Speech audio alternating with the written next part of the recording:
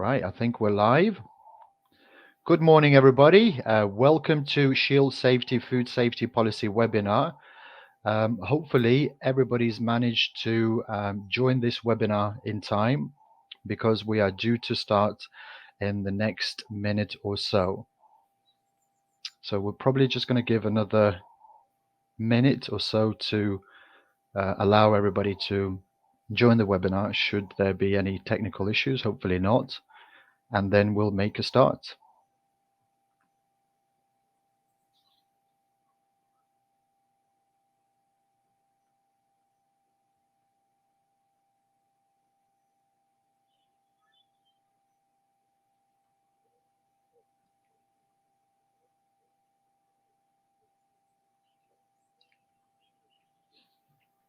Okay, hopefully everybody's managed to join. As I said, welcome everybody to Food Safety Policy webinar. My name is Tadas Plauska.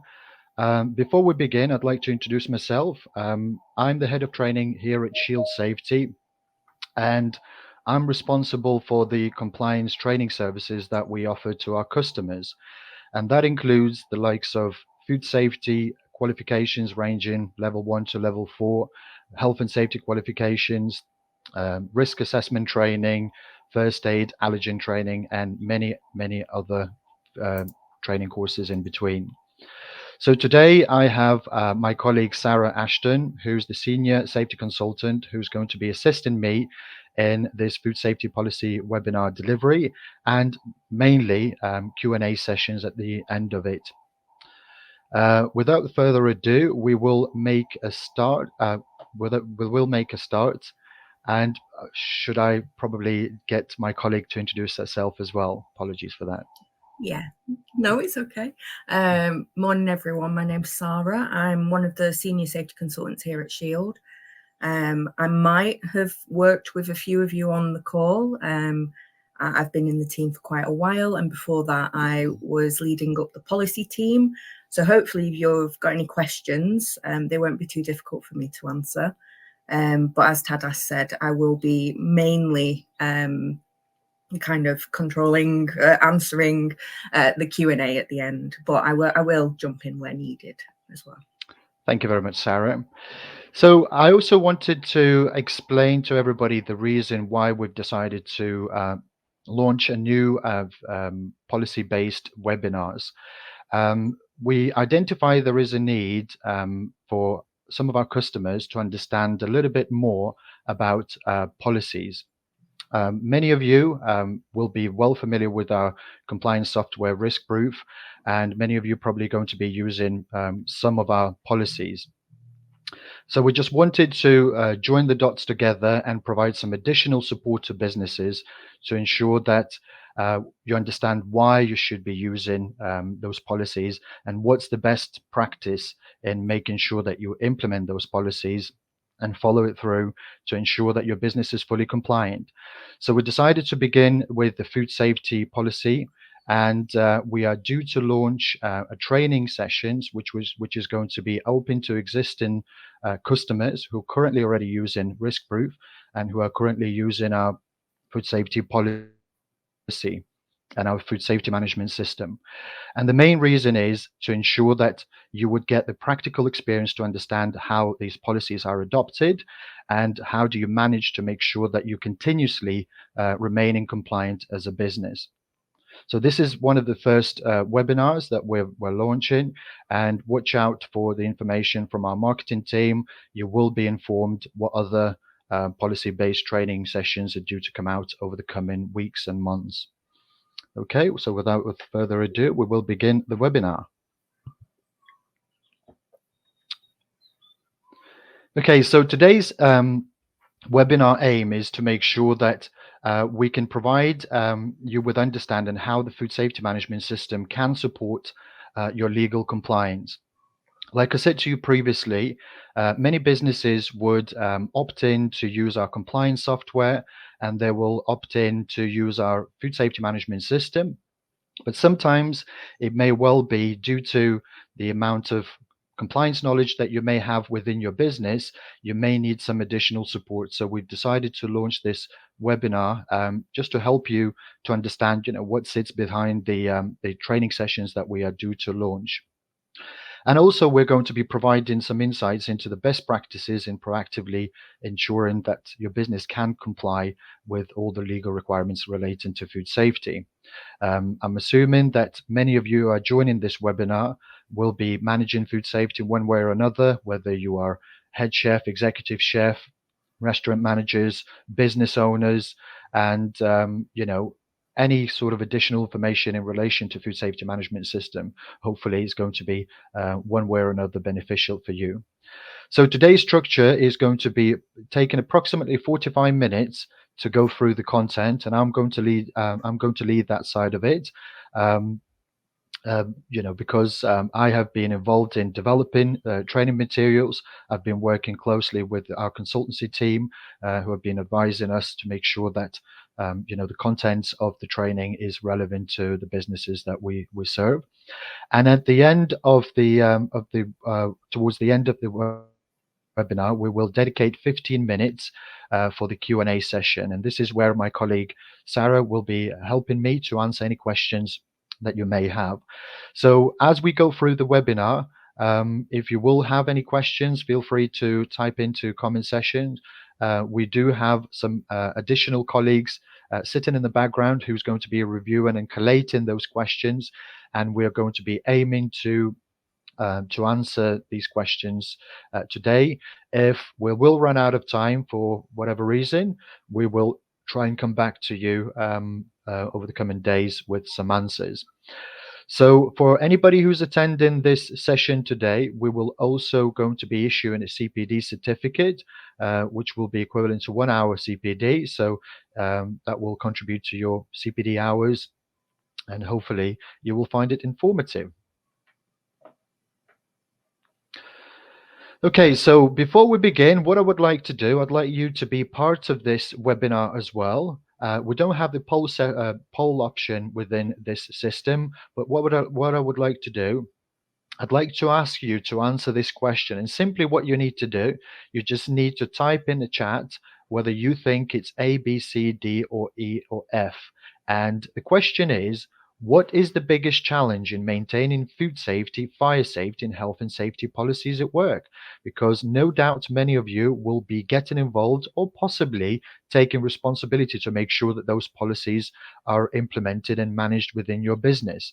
So the options that you have to choose from, it could be, is it because staff compliance, so staff possibly are not compliant with your policies and procedures, so maybe bringing a challenge? Could it be balancing the policy priorities? Could it be providing enough training and resources? Could it be managing policy records? Or possibly all of the above, or possibly none of the above? And if that's the case, feel free just to type in what other challenge that you may be facing when it comes down to managing and maintaining all of these policies. So if you could take a minute or so to type in your answer within your chat option, and I can see a lot of the answers are coming through. I'm going to give another few seconds or so for you to type in, and we'll quickly review and see what the majority of your answers will be.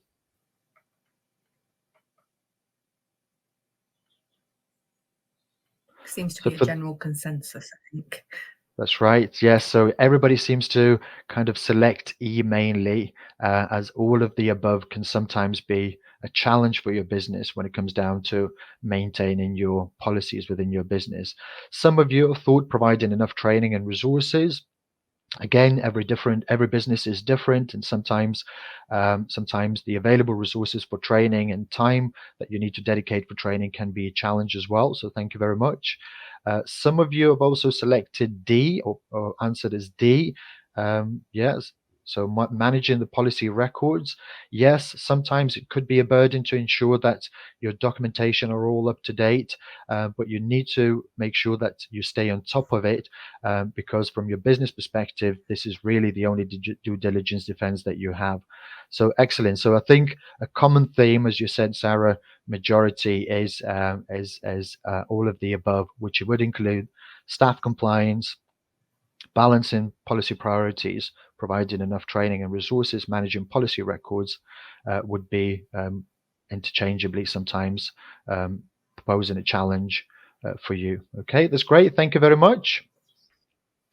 So let's talk a little bit about food safety and what is food safety. Now, I'm assuming majority of you who are joining this webinar today, you will be responsible for food safety management system in one way or another. And that really, kind of says that you care about food safety. So what is food safety? So food safety is essentially basically a way that we manage our business to ensure that foods prepared by your business will not cause any harm, injury, or illness to your consumers. And you have a lot of policies and procedures that you're having to comply with to ensure that you achieve it. It's all, thinking about food safety. Food safety could be compromised, for example, because somebody within the kitchen could have contaminated with various different pathogens. You may have been handling raw foods and then ready to eat foods. It could well be that some of the ingredients, by the time it reached your business, could have already been contaminated, for example, with the chemical compounds due to poor farming practices, etc. It could well be that some of your ingredients could be contaminated either within your restaurant or before it actually reaches your business with some allergens. And we know that we have a list of allergens that we have to ensure that we do not contaminate and we don't serve our customers with anything that should not be containing any particular allergens. So food that is free from any harm of any kind. And it's important for you to kind of be absolutely clear when you're managing food safety that you know what the definition of food safety is, because it should be the ultimate goal for every single food business, which would be handling and preparing and serving foods. So why do we bother with food safety? Now, food safety, as we know, we need to make sure that we do not cause any harm to anyone, but there are a variety of different reasons why we should bother managing food safety. So, for example, from the moral perspective, for those who are managing or taking responsibility to manage food safety within your business, no doubt none of you would ever want to be at fault to cause somebody's death because of allergen contamination, as an example. From the legal perspective, you as a business, you would never want to be taken to court. You would never want to be prosecuted. You would never want to be, fines imposed on your business or possibly licenses revoked because poor hygiene practices. So that's why we do need to care about food safety, and we need to take this as a top priority in whatever we do. And from the business perspective, if you think about your business reputation, so many of you will be building your business reputation, making sure that the meals that you're preparing would be to the right standard. And also, people do talk, and at this day of age when social media is very popular and everybody would be using it, and many businesses will also going to have presence on social media as well. Having a bad reputation can sometimes cause a detrimental effects on the business reputation.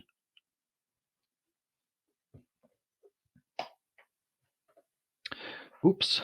So let's talk a little bit about what is food safety policy. So essentially, it's a document which outlines your business commitment and approach to managing food safety to make sure that public health is not compromised in any way. And that's what your ultimate goal is as a food business.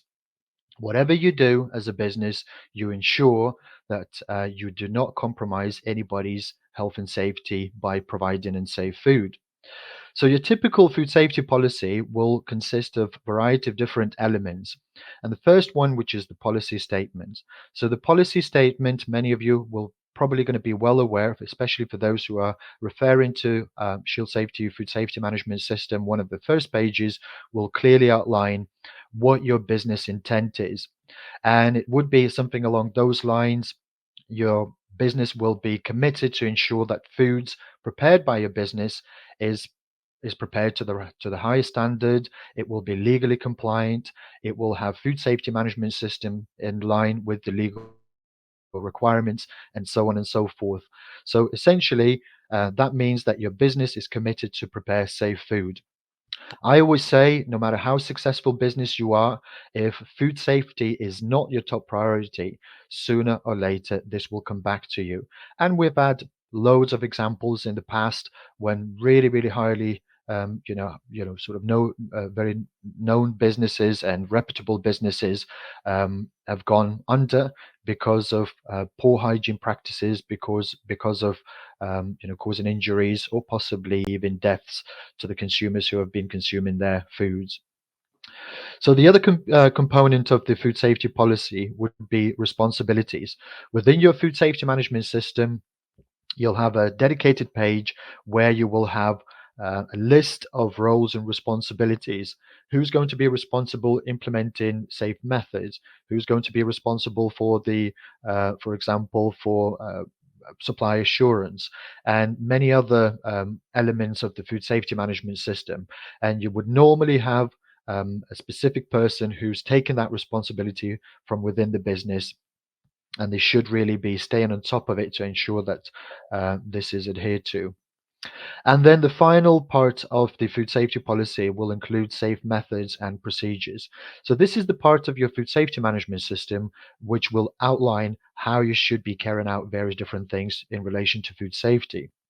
So, for example, how are you going to be managing safe defrosting of your food? How are you going to be cooking? How are you going to be cold smoking if that's part of your menu, for example, and many, many other ones. So, a bit later on, we will going to be looking into a bit more detail at the specific safe methods. So, why does business need a food safety policy? Again, variety of reasons. To make sure that you as a business would be legally compliant. So your food safety management system is by law, you must have one if you're serving food to the public. And again, I will spend some time talking about the legal requirements shortly. Consumer trust and reputation. Again, I'm sure many of you probably would never walk into the restaurant if you was to know that this particular business does not have an effective food safety management system, because you know one way or another, one of the customers, one of the people who may be having a meal at the restaurant, one way or another can be can cause can be caused injury in some way. Reducing the risk. So the food's prepared by the business. You reduce the risk of cross contamination. You reduce the risk of allergen contamination. So your business could operate in more efficient way. So by making sure that you have an effective food safety policy, your food safety management system will help you, for example, to reduce any wastage, because parts of your food safety management system, you will need to make sure that you check your date codes. Your date codes will be an important element in making sure your foods are safe. And hence, that's why you're going to be using the older stock first before it runs out of date. And that's why your business is going to be operating more efficiently. It creates an employee training opportunities. So if you think about your safe methods, you're going to be using your safe methods and train your new starters against these safe methods. So it creates sort of training opportunities. Improve supply assurance. So your food safety management system will kind of direct you to ensure that you complete all the necessary checks relating to your supplies and your ingredients. By the time it reaches you, you're actually getting the ingredients at the right standard. Your food safety policy can also help you to manage your crisis, because you will have clear procedures. What should you be doing in case things go wrong? So this commonly will relate into your corrective actions. So what should you be doing, for example, if you have been cooking something and you've not achieved the right temperature? So it's always best to be proactive, because it's always cheaper from the business perspective to deal proactive, with issues proactively rather than waiting until things will go wrong. And then it also provides competitive advantage with the competition, with your competitors, to make sure that your business is legally compliant, you manage your reputation, etc. So, what is well-defined policy statement?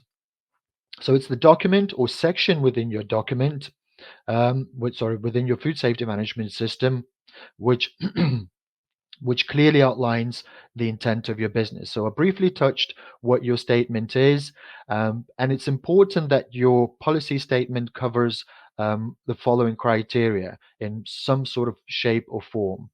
So, for example, one of the elements could be your foods are prepared in hygienic manner. So this would be helping your business to be compliant with European Commission Regulation 852/2004 on hygiene of foodstuffs, which states that your foods must be prepared in hygienic manner. The other criteria would be the foods which would be provided by your business, it will not cause any harm, injury, or illness to the consumer. And this would be helping you to comply with the Food Safety Act 1990. We will touch base into a bit more detail when it comes down to Food Safety Act shortly. The other criteria will be that you'll be able to prepare, cook, hot hold, reheat in line with safe temperatures. So many of you are going to be very familiar with Food Hygiene Regulations 2013, which clearly outlines to what safe temperatures you should be cooking your foods to, at what temperature you should be holding your hot foods at, and to what temperature you should be cooling your food to as well. The other criteria would be food safety will be managed in line with HACCP principles. Again, as already previously mentioned, your food safety management system must be based on 7 HACCP principles. So this is a requirement of the EC 852/2004 on hygiene of foodstuffs. Your equipment used for preparation will be clean and the premises will be kept free from any pests. Again, that's the requirement of the same regulation. And then food handlers will be suitably trained, commensurate to their work activities. And this could be partly the reason why you may have decided to join this webinar, because you want to gain an hour's CPD, but also hopefully to have a bit of a better understanding when it comes down to your food safety management system and your policy that you will be managing within your business.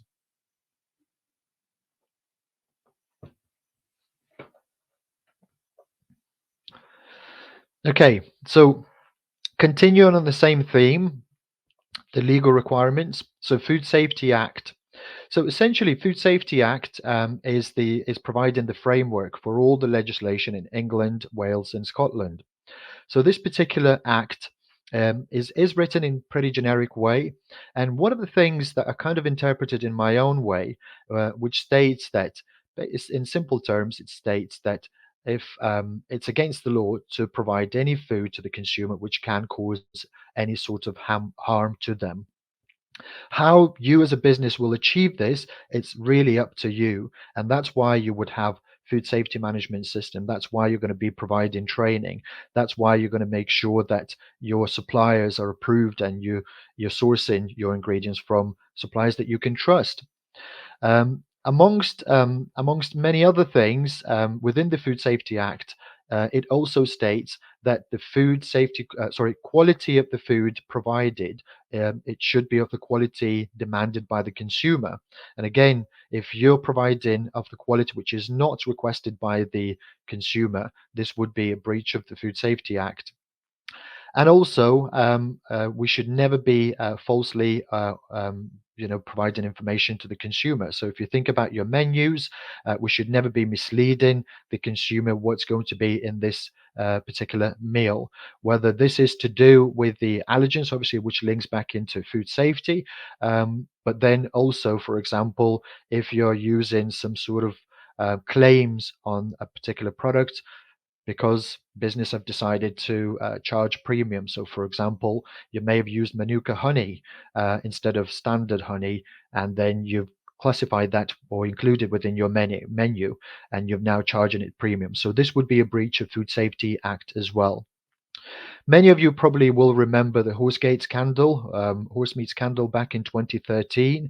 For those who eat beef or beef burgers, very likely that many of us probably would have eaten horse meat instead of beef.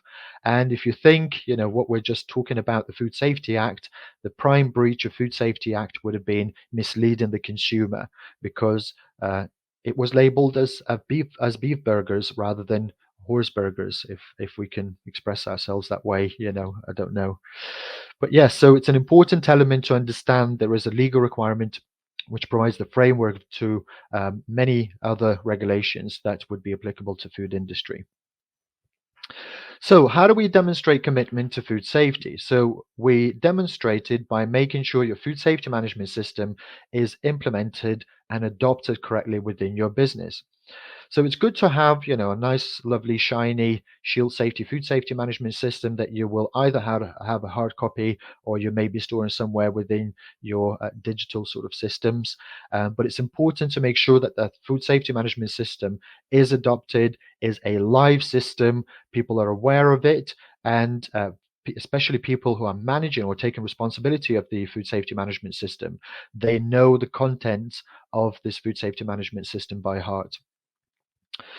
So the other way to demonstrate commitment to food safety would be your management and food handlers have sufficient food safety knowledge, so to make sure that they they've received a suitable food safety training, they have received suitable training in safe methods relating to their role, etc.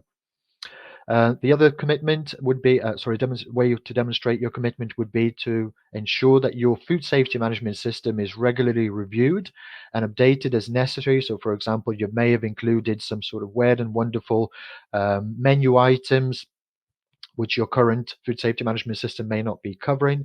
So you may need to be speaking to a safety consultancy team, for example, Sarah, and then you need to make sure that you have a specific safe method for that particular meal. You monitor complaints and investigate them thoroughly. That's another way of demonstrating that you're committed to food safety. And the prime reason of investigating complaints, not only to make sure that you have happy customers, but also that so you could learn from those mistakes and you can prevent these mistakes from happening in the future. Any food related reports should be taken seriously. We should never be undermining these, and we should always be looking at investigating. And like I said, being able to learn from it as well. So the matter of fact is you could manage, like I said, the most successful business, and you really only need to cause harm to one consumer or potentially kill one consumer, and the chances are that your business could potentially go under. So that would be one of the reasons why we should make sure that we take food safety seriously. So who's responsible for implementing policy within the business? So most commonly, it would be food business operator, especially for smaller businesses. For larger businesses, it could be the head chef or executive chef, or possibly the general manager who would take that responsibility to implement food safety policy. Okay, I have another question which I would like you to answer again. So, are you responsible for the overall food safety management system within your business? And we have four options to choose from. So, A would be yes, you are responsible for food safety management system as a chef. B, yes, you are responsible as the business owner. C, yes, as a manager, or D, no, you are not responsible for the food safety management system within your business.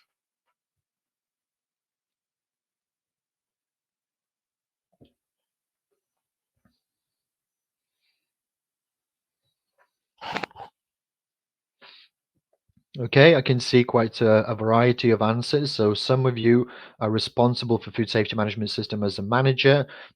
Some of you as the I can't seem to see. Oh, yes, I do, as the business owner, and some of you are responsible for the food safety, and the majority of you seem to be as the chefs, either executive chefs or head chefs. So thank you very much, and I don't seem to see anyone um, answering as no, you're not responsible, which I kind of would have expected, that type of answers, because you've opted in to join this webinar. So that's very good. Thank you very much. So for those who have been responsible in managing food safety, depending how long ago you have taken on Shield Safety FSMS, you would have been familiar with this process. So our food safety management system is split into two parts. Your first part generally would be including your food safety policy, your roles and responsibilities, and your safe methods. and then your second part, which would be the adoption.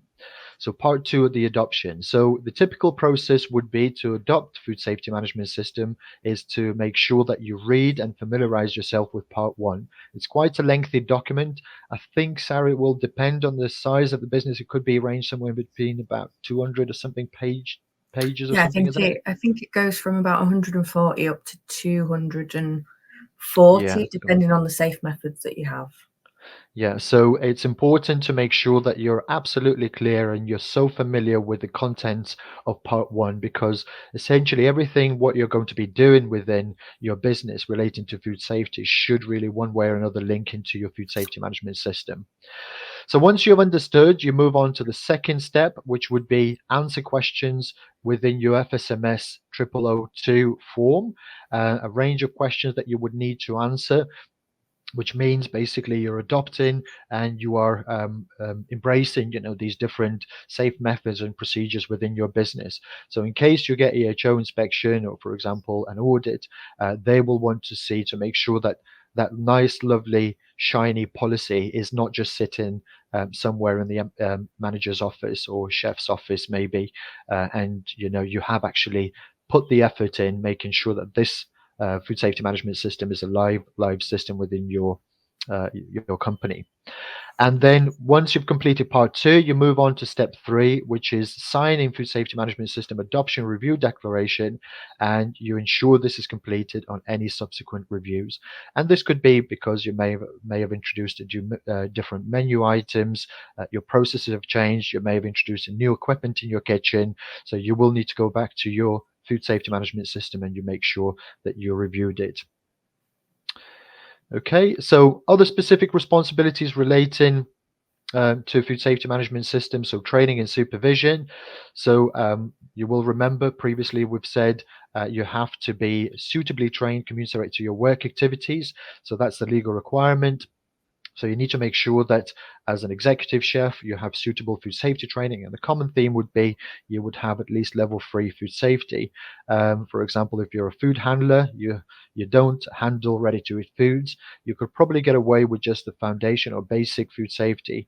And if you're handling any ready-to-eat foods within your kitchen, the expectation would be that you have level 2 food safety. Your supply assurance responsibilities as well. I can't stress enough how important it is to make sure that you source your ingredients from businesses, from companies that you have the trust in, because you can have the best food safety management system in the world, and it could be, really, adopted and embraced by the business. If your suppliers will compromise food safety and sends any ingredients which are unsafe, all your effort will be completely meaningless. Your date coding and stock control responsibilities, again, there are a variety of reasons, why you should stay on top of it. Not only that will save some money for your business, but also it will reduce the risk that you will be using substandard ingredients in your meals. And then management of the allergens responsibilities. So many of you would have had to go through the pain when Natasha's law came out a couple of years ago. Hospitality industry in general had to completely change, how you manage allergens.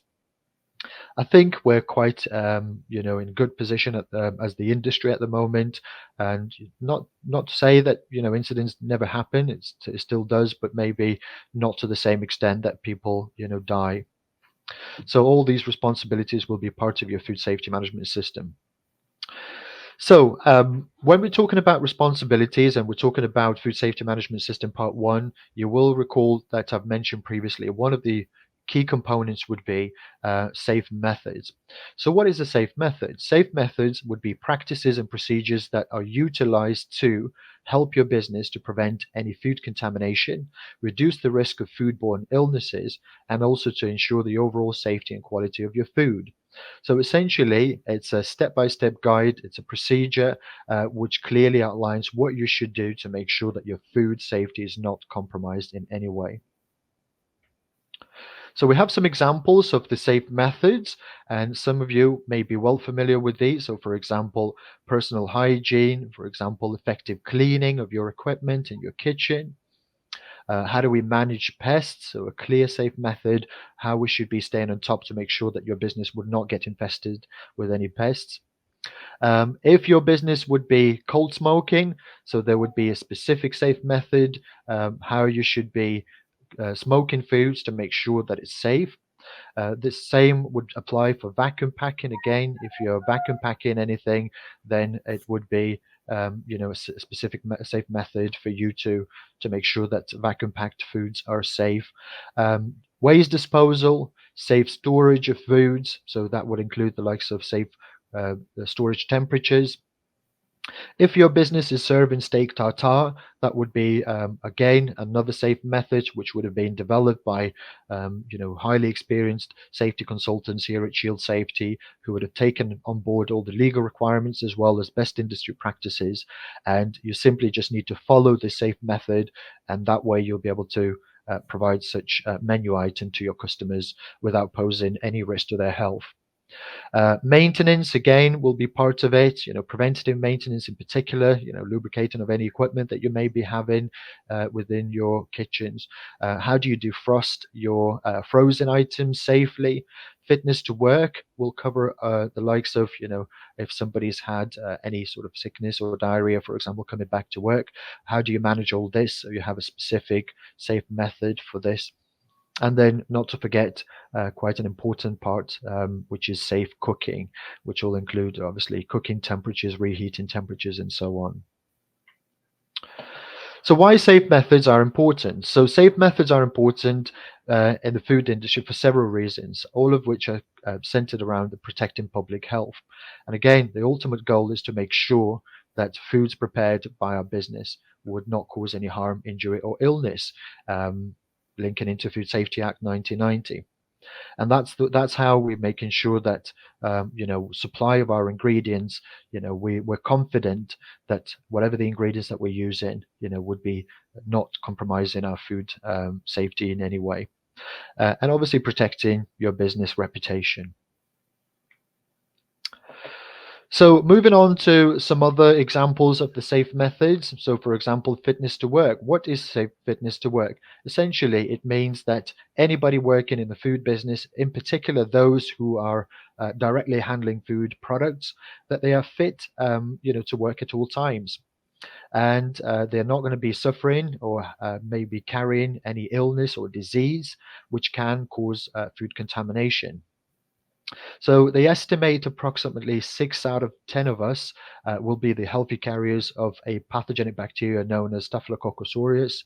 And this particular pathogen is not an issue if we carry it on our skin, in our nose, in our ears, for example. It's not a problem. The problem begins if it gets into food, if we abuse the temperature, we allow it to multiplicate and produce toxins. So again, if anybody's got any cuts or bruises or infections, for example, as a managers, you should make sure that these people should be staying away from food handling duties. If the cut is large that you cannot cover, if you can cover it, you should be able to manage it this way.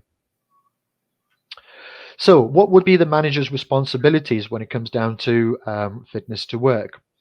We should be making sure that we exclude anybody who may be displaying any symptoms, for example, sickness or diarrhea. This will apply to all of the people employed as food handlers, particularly the ones who would be handling high-risk, ready-to-eat foods. Diarrhea and vomiting would be quite commonly the main symptoms. So if anybody's reported they had diarrhea and sickness, we should always take it very seriously, and these people should be considered to be taken off food handling duties. Other symptoms can also include stomach cramps and, for example, pain, nausea, and fever can sometimes also be an indication that this particular person may be the carrier of a pathogen.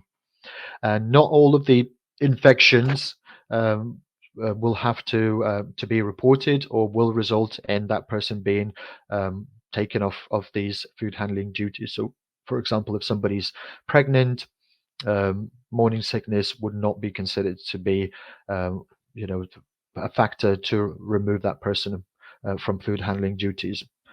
So it's all about making sure that any infections, any bacterial infections or viral infections would not be passed on to food, which will then be potentially passed on to the consumer.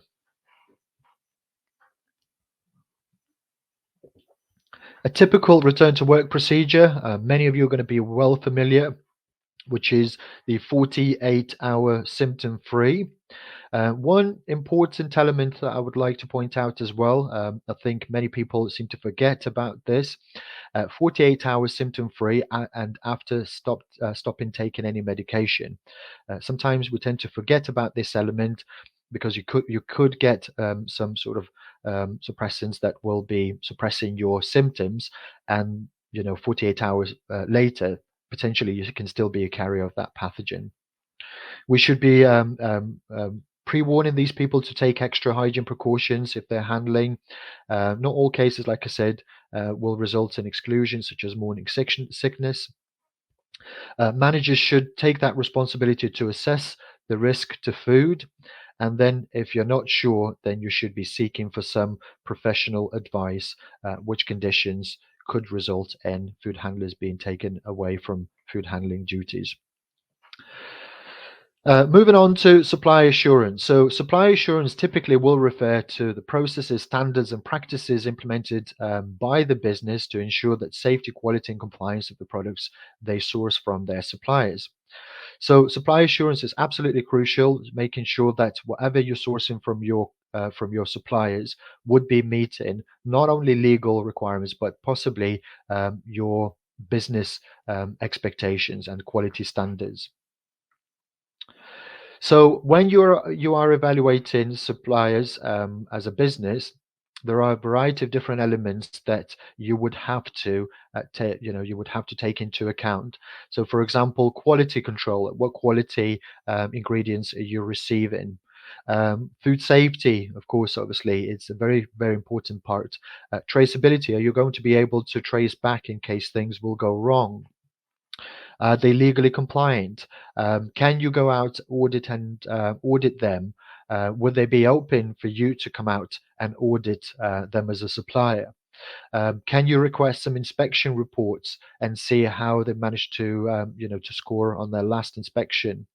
What documentation can you request a copy of their food safety management system? And then obviously making sure that you continuously maintain those communication channels, in particular talking about the allergens, because in case there would be any substitutions. So within your food safety management system, typically your supplier audit document, which is within the section, the information is within the FSMS section 6 and the suppliers and contractors, and the form that you would be using to evaluate your suppliers would be FSMS 0005. So this particular document will go through a series of questions, and you could also use the same questionnaire should you decide to go out and audit your suppliers. Is there anything else you would like to add, Sarah? No, I think you've covered it quite well. So this form, obviously, if you have got large suppliers, so we're talking, bid food, they likely already subscribe to some sort of accreditation program, such as BRC or SALSA, which you could just request a copy of that certification, and that would potentially eclipse the need to do this separate form, because the BRC certification would show you that they've already passed quite a comprehensive inspection. So this would mainly be for more smaller, maybe local suppliers that you're using, your local butcher, things like that. Okay, that's great. Thank you very much, Sarah. Okay, so legislation. So we briefly touched on European Commission 852/2004 and hygiene of foodstuff. So this particular regulation outlines a variety of different elements to do with food safety and food safety management. For example, all of the food safety management systems that are used nationwide would be based on 7 HACCP principles as outlined in this particular regulation. So one of the 7 HACCP principles would state that as a business, you must have a monitoring plan which includes the observation or measurements to assess whether your critical control points are being met. So a typical example would be cooking of your foods. You have to have a monitoring system in place. So, for example, checking the temperature and recording the reading. So this links into a risk proof. So I'm assuming most of you are going to be using our compliance software. And if you are using our compliance software, you're going to be very familiar with our monitoring app. So monitoring module enables a logic and periodic checks of in a form of a checklist. It allows your business to basically to complete these compliance checks and then store it within the system, which can then obviously be reviewed remotely. You can action any defects in case of any sort of food safety related issues. So there's a couple of ways how you can perform these monitoring checks. Just bear in mind this is not a risk-proof training. Just recapping, obviously, because this links into your food safety management system. Your monitoring, like I said, is a legal requirement, and this is how you meet the legal compliance by completing these monitoring checks. So the example that we have, so for example, daily kitchen cleaning checks would be one of your safe method checks that you would complete, which will be obviously used should anything go wrong, so you have your due diligence as a business. So you complete your monitoring checks. You can use your PC or a laptop, for example, or possibly you can just download a mobile app, which some businesses find it very useful, in particular hotels, where you may need to complete your monitoring checks, for example, where Wi-Fi signal is not very good. You can still complete your checks, and then as soon as you get back into your Wi-Fi range, that gets sort of synchronized with your main risk-proof account, and the information gets updated. A little bit about allergens. I'm sure many of you are probably sick to death hearing about allergens, but it's important to stress out it's one of the major elements of your food safety management system. So food allergies, true food allergies, typically would be life-threatening, can cause anaphylactic shock.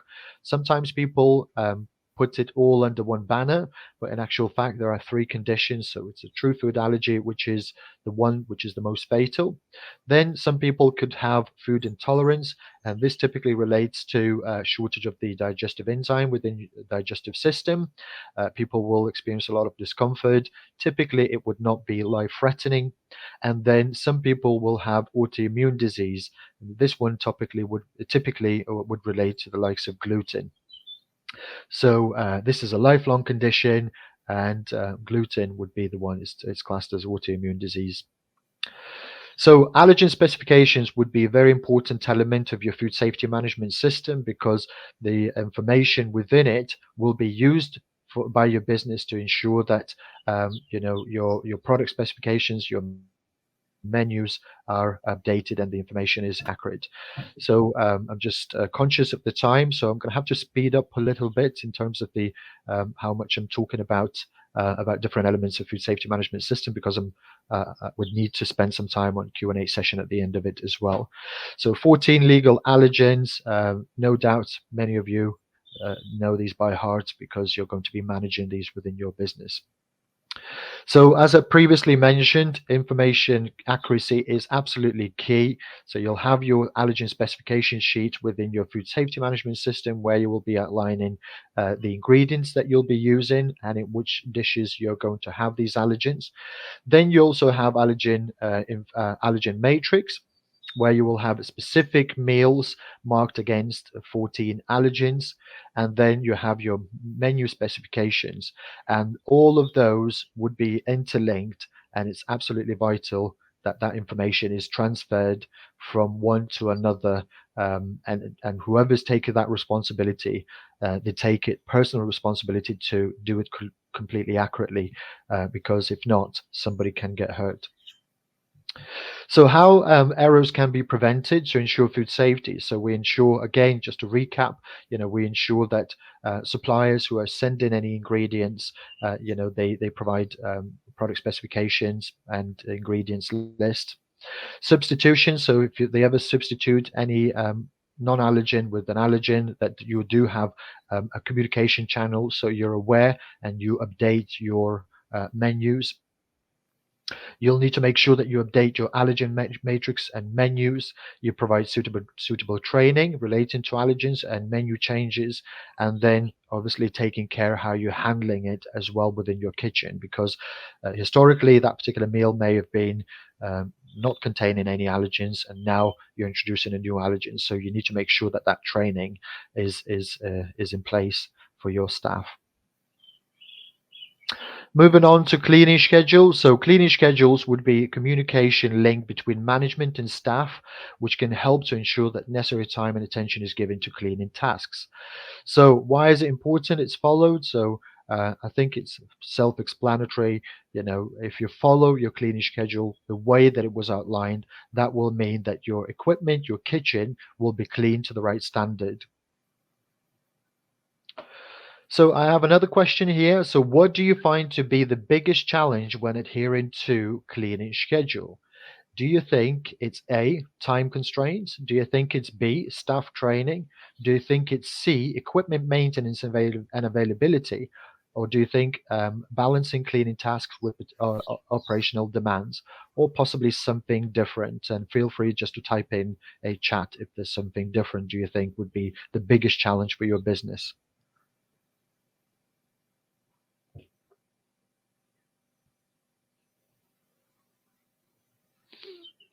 Oh, quite a couple of D's so far. Yes. Yeah. It's difficult to balance your day-to-day sort of kitchen activities with cleaning tasks, which is quite a common theme, Sarah, would you think, in hospitality? Yeah, I think it is difficult. You've got all of the demands of your business, and Mm, then on top of that, you've got to make sure that your kitchen is clean. And actually, if you've got orders coming in left, right, and centre, mm, yeah, the cleaning does become maybe an afterthought. I think it's just that making sure that some time is taken at the end of the shift just to make sure that that cleaning's done, because yeah. you don't want to set up the people that come in the next day to come into a Oh, no, dirty kitchen. absolutely. Yeah, absolutely. Thank you. Okay, so I can see the majority, in fact, all of you have thought it's balancing the cleaning task with operational demands. So thank you very much for your answers. So the safety features relating to cleaning activities. So this really links into the contents of your cleaning schedule. So your cleaning schedule really should be covering what items you should be cleaning within your kitchen, how often you should be cleaning, what products or materials you're going to be using, what detergents, what disinfectants, and how you're going to be disinfecting your surfaces. What's the cleaning methods? Are you going to be using any brushes, cara pads, or anything like that? What protective clothing and equipment you're going to be wearing, who's going to be taking that responsibility to clean, and then what sort of checks following your cleaning activities you're going to be completing, including what sort of records you're going to be completing as well for your due diligence defense.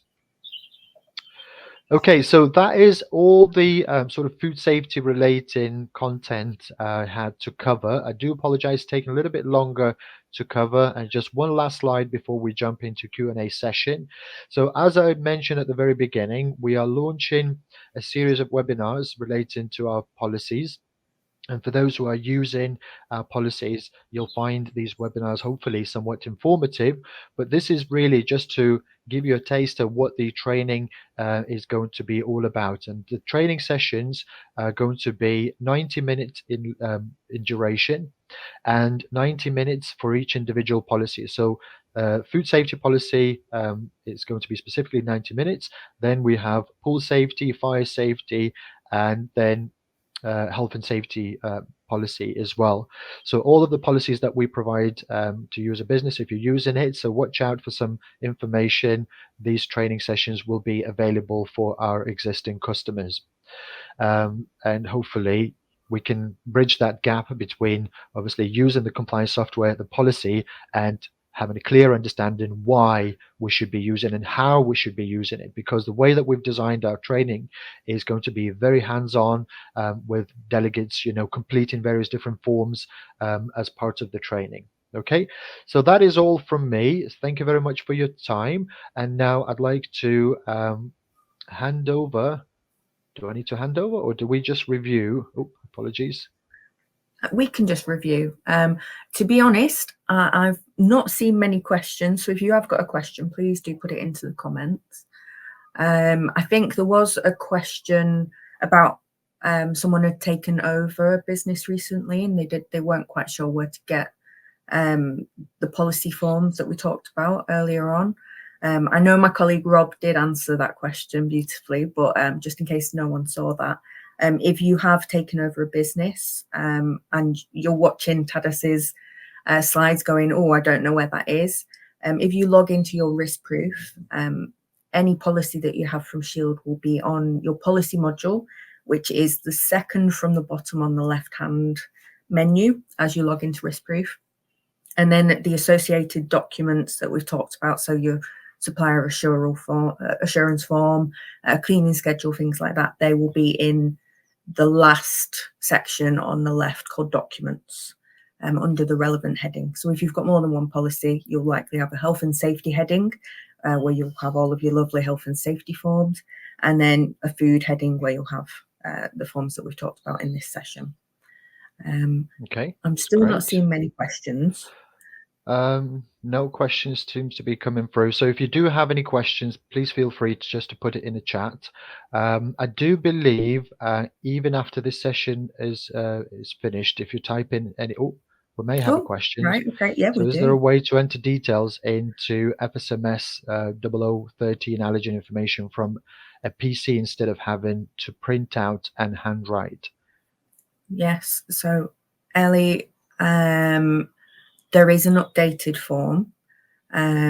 So if you want to email policies@shieldsafety.co.uk, I will get that sent over to you. So there are newer forms that are all interactive, but I would need to know where you're emailing from. Okay, there's another question. So how does food safety work if we're an event space that hire external caterers for events and weddings? We don't store any food, but sometimes staff are required to serve the food. Okay. So hopefully you are still in possession of a food safety management system. If you are, I would advise that you get in touch with your Shield Safety account manager and just ask them for the external caterer's safe method. So we do have a safe method that's specifically for this scenario, and it includes its own set of forms and a couple of monitoring checklists that you can complete, and hopefully that will help you. Okay, that's great. And Leanne is asking when our 90-minute training sessions will be launched. So this will be over the coming weeks. We're just finalizing at our end, and there's going to be some communication coming out to our existing customers who's going to be given the opportunity to opt in to complete such training sessions. And like I said, there's going to be each individual policy training session. So 90-minute session for food safety policy, for example, and health and safety, pool safety, and so on and so forth. They're all going to be coming out sort of one after another. But yes, so just look out for the information from Shield Safety marketing team, and you will be informed. Yeah, they've been really thought about, just to add on to Tadas's comments, because I know Tadas, you've done a lot of work on them. I've seen some of them, and they really break down the policy into manageable sections, and you talk through and you maybe complete some of the activities that the policy talks about, and it will help if you're ever kind of you're struggling, or maybe you're a business owner and your general manager appears to be struggling to take on the policy. It would be really great maybe for them to go on the training and get that little bit of extra help, because it can be a bit overfacing when you sign up and you're just suddenly given all of these policies. Yeah, and when we're talking about 150, 200 page documents, which is part of one of your policies, and we deliberately try to make it as interactive as possible. So rather than as a comparison of this webinar, where you get a lot of information but very little to do, as opposed to the 90-minute training session is going to be, you're physically going to be completing various different forms which will be part of your policies, and then obviously hopefully that way you'll gain some experience and you'll be able to go away and complete and review your existing documents. Okay, we don't seem to be having any more questions coming through. We're 1 minute early. So thank you very much, everyone, for attending this webinar. I hope you found it somewhat informative. And thank you from all of us here at Shield Safety. And yes, I believe this webinar is going to be recorded, and you'll get access to a recorded version should you have missed any parts of it. And yeah, I wish you all the best for the rest of the day, and have a good day. Bye-bye. Thank you. Bye.